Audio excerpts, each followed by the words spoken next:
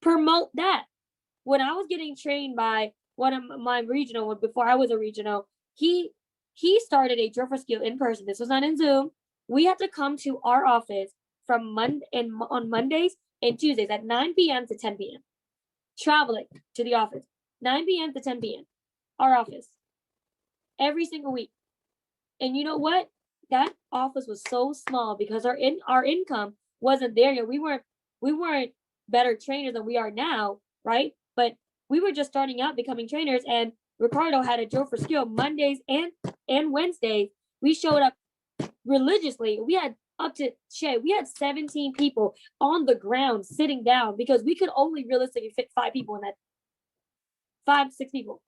We had 17 people that were hungry to come into drill for skill because guess what? The leaders, the 2 or 3 leaders in that drill for skill sold the training so much that these people wanted to come. They didn't just all of a sudden show up, guys. Your team just doesn't all of a sudden show up. They don't know what training is going to do for them until they show up, right? You got to promote Saturday as much as possible. And the bigger your team is, that means the bigger the leader you are. This is not something where you can say, hey, if you don't come to training, I can fire you. You don't fire anybody here. We hired them. They fire themselves by finding themselves out by not doing the work, right? Not showing up. But when they show up to training, all of a sudden the environment is caught, not taught. You want to give everyone a chance to attend training and sell it to them.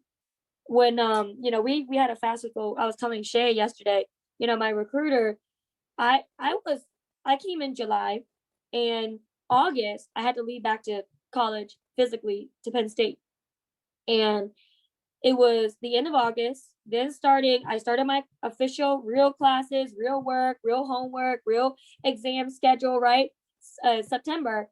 The first Fast Start School, which is a quarterly event that we would have prior to quarantine, which is worth 1,000 attendees coming, right? 500, 300, 1,000 attendees coming. It's a freaking amazing event. But as a new person, I thought, this is just another meeting. I don't need to come. Think about that. If we got 50 people showing up right now, and we constantly are winning top turnout, and that's our habit now of winning top turnout, but I still, as a new person, was thinking this is just another meeting. I don't need to come. If my recruiter didn't say, Jen, you have to show up and go from Pennsylvania to New York to make it to the event in New Jersey. Think about it. I had to go from Pennsylvania to New York to New Jersey. I had to take a mega bus from Pennsylvania to New York, take a train to New Jersey. I have never done this by myself, right? I'm by myself doing this. And I'm thinking, like, why the heck am I doing this? I had $80 to my name. I spent the last $60 out of $80 to my name, Mama V. And my recruiter had the guts to be like, yo, you still need to come. If he didn't do that, I would have quit. Because I saw somebody speak at that event, or the special guest speaker, and she was crying on stage. I don't know why I was crying with her, but I was crying with her. And it was Glenn and Emerald Damien. They spoke. And whatever she said on stage, it touched me. And I don't remember what she said. I just remember how I felt. And I just remember, oh my God, like, I'm so glad I came, even though I'm basically, broke, spending all my money, and I had to borrow money to go back to Pennsylvania. So it was worth it. But when people say they're not able to show because they got a job, you have an obligation to overcome that objection for them. Because if you don't do that, that means you don't care enough about their success. You don't care enough about their success. They got work. This is work too. They got their job, but they came in for a reason. They interviewed you for a reason. They came to that webinar for a reason, looking for something else. So why would I allow my new teammate to give me a weak excuse talking about you got a job that pays you $15 an hour to forget your goals and dreams, and we got an opportunity to make $1 million here or more, and I'm gonna let you go easily like that? No. If you're gonna quit, you're gonna quit because I pushed you too hard. You're not gonna quit because I didn't care enough, right? So when you invite your teammate to training and you make sure they're in training, you can do what's called leveraging your environment. You're not just leveraging you because your RVP, your trainer, can recognize you and your success. So your teammate knows, oh, Shay knows what she's doing. Mama B knows what she's doing. CMR knows what she's doing. Let your trainer sell you for your teammate. You don't got to sell you. Let your trainer do that, okay? and you're leveraging your RBP, right?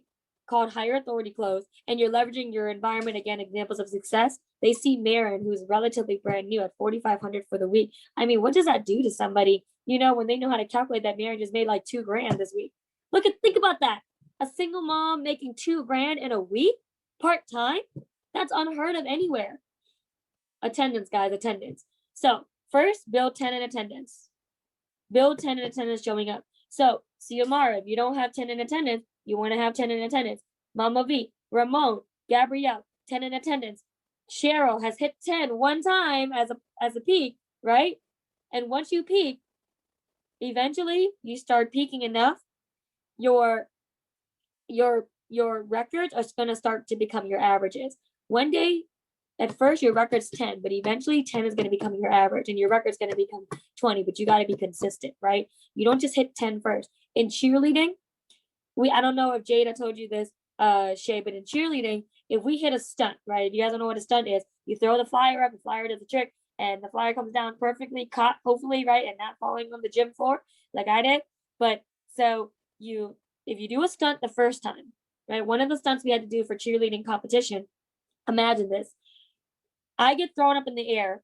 3 people are throwing me up in the air, and I gotta ride up in that basket toss to my peak, 30 feet in the air. And at my peak, I gotta kick one leg up into a split position, kick it back down, and twist twice, coming down perfectly in my base's arms. I had to do that stunt 3 times. Why? Because to coach in cheerleading, she said, the first time you hit a stunt, it's luck. The second time you hit a stunt, it's practice. The third time in a row you hit a stunt, now you've mastered it. So we had to do it 3 times in a row, not 3 times sporadically. So you don't know that you can build an attendance until you have 10 people in attendance showing up 3 weeks in a row. 3 weeks in a row. Once you build 10 in attendance, then you teach someone else. And another reason why it's so important to build an attendance is because, again, it's not fun doing things on your own. You don't want to show up to the party by yourself, right?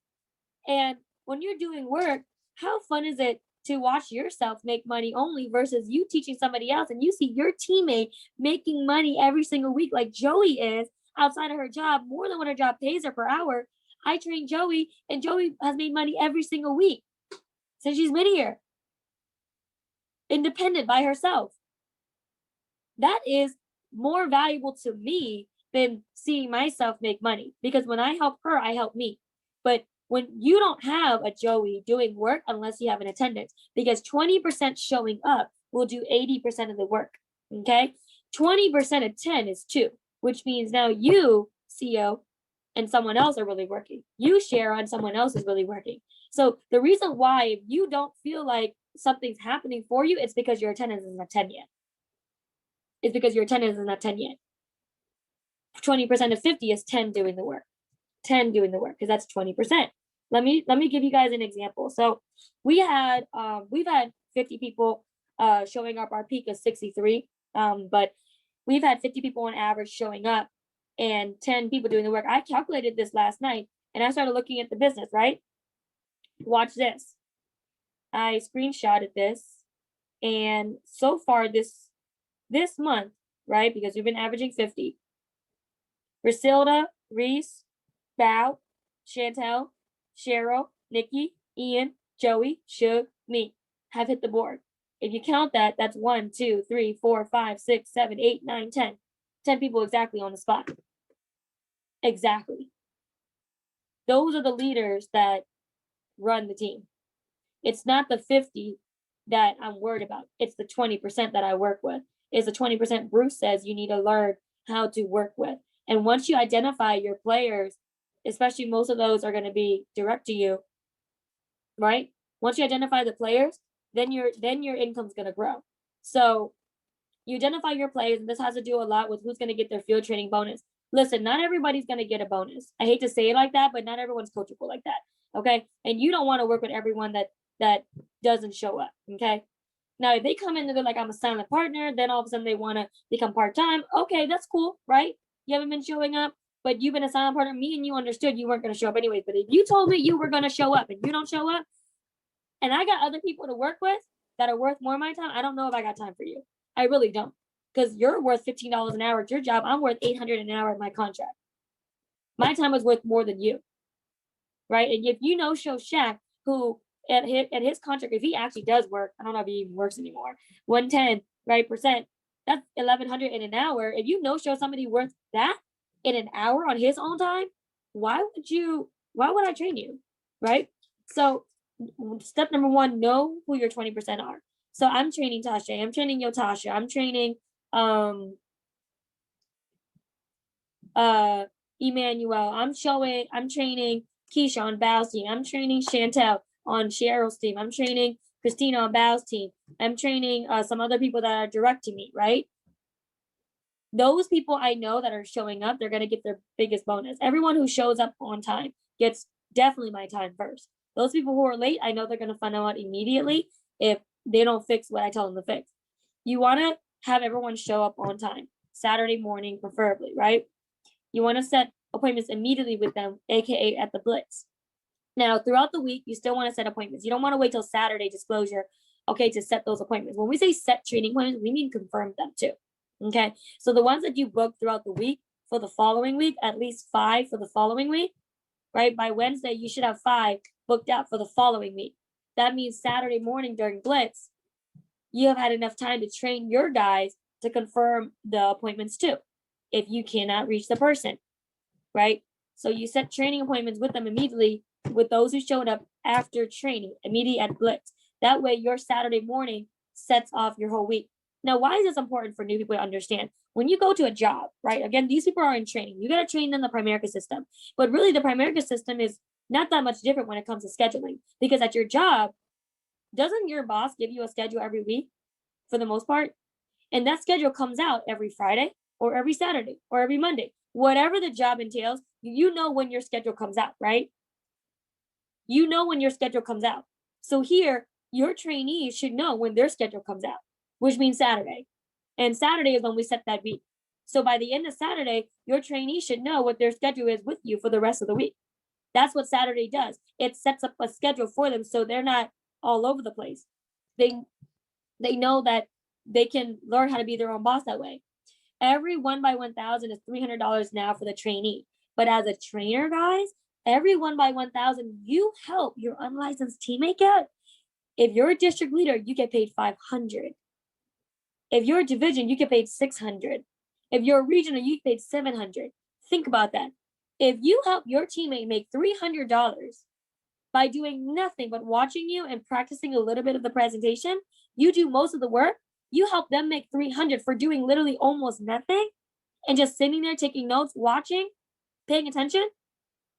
You make $500, $600, or $700 respectively on your contract. And both of you guys were in the same hour of that QA, right? You did 15 minutes of a follow-up to get that recruit for them. Think about that. That's huge, guys. So you want to turn your attendance into profit. And that's how you do that. You want to follow that as soon as possible. When your people come out of training immediately, you should be following up and saying, hey, what are 3 things you learned? That's what we do. And when we started doing that shit, we started catching people that would show up to the first 30 minutes and then they wouldn't show up to the breakout. We started catching people.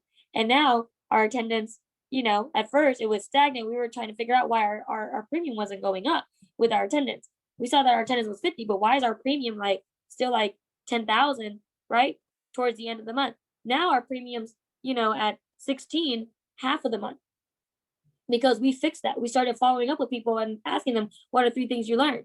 You may not be able to have everyone on Blitz because they don't know how to set their own appointments independently for the most part if they're really, really brand new, right? But you can do work sessions with them. You can call them, and you should be calling your people every single day. So anyways, questions, guys? Shay, anything? That's really good. The breakdown of the numbers, you all, that is the GPS for your business. So you see how Jen broke down the 20%. She said it's not about the 50, right? It's about the 20% of the 50 that's doing something. That's important because if you think about it, if you have 3 people, what's 20% of 3? You get what I'm saying? So you right. So we were doing our numbers on How many invites do we need to have to get on our live Zooms? We do a Black Wealth Matters on Tuesday, and then Jam and Donald do a tap in Thursdays. And what we found is that if you do 15 invites, you'll get 3 to 4 people that jump on the live Zoom. So this past week on Thursday, I didn't have anyone, Mama V didn't have anyone, someone, I think it was Gabby, and all of those numbers were under that 15, which is why we didn't have anyone on. But we realized that when you hit the 15, that's how many people that you'll have on that live Zoom. So you can't beat the numbers, and the numbers can't beat you.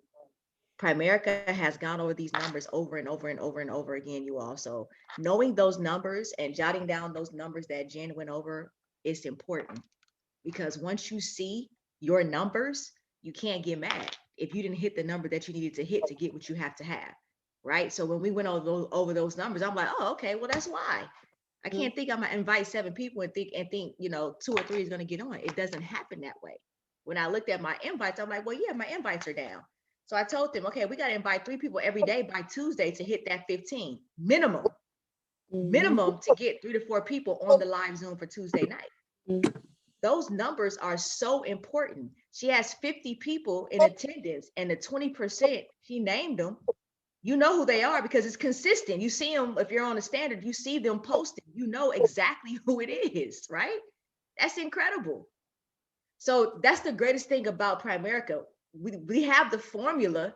We just we must follow the formula and don't go against it. So many times people come in and go against it. So do you guys have any questions? Look, this is really intimate. My team, we got the queen on. Ask her questions. It's 10:34. We have her all to ourselves. It's only 8 people on here. Ask questions. I'm serious, because this is good stuff. This is really, really good. Pastor Willie said, are the 50 invites teammates or general people? This is really good. It's not 50 invites. It's I'll count right now. So this is what I do. You see this? The highlighted people are the ones that I saw showed up, but the leaders, they keep up track of their own attendance, but at least I can see certain people. So throughout the week, this is listed up to 94. So I wanted to fill out 94 slots of invites. So it's not 50 invites where 50 come. It's more invites to get 50. So we had 72, 3, 4, 5, 6, 7, 8, 9, 10, 11, 12, 13, 14. So we had 80, 85 invited, right? Including teammates, 50 showed. And so it's not 50 invites. And then, so that's number 1, right? You can't just invite 4 people and think 4 people are going to show. Are 50 invites general people? What? Oh yeah. So the breakdown of the teammates, it's going to be more guests invited naturally, because those teammates that are licensed, especially, and or unlicensed, their teammates, they should all be inviting people, and each person should be bringing at least 3 people more, I believe. Right? Tasha now directing me, she has 3 people showing up. Demaya's brand new. Let's see. Cheryl had 6 people. Great job, Cheryl, today, right? And Bao had 14 people. Shug had 4. Keenan had 3. And let me see. And one of my girls, and this is what I'm teaching people, just because you're in licensing class doesn't mean you shouldn't have people showing up, right? So one of my girls is in licensing class right now, so we couldn't count her for attendance. She's got 2 people in place of her. She's got 2 people in place of her showing up. But that's not just a Zoom thing. I did that when I was new.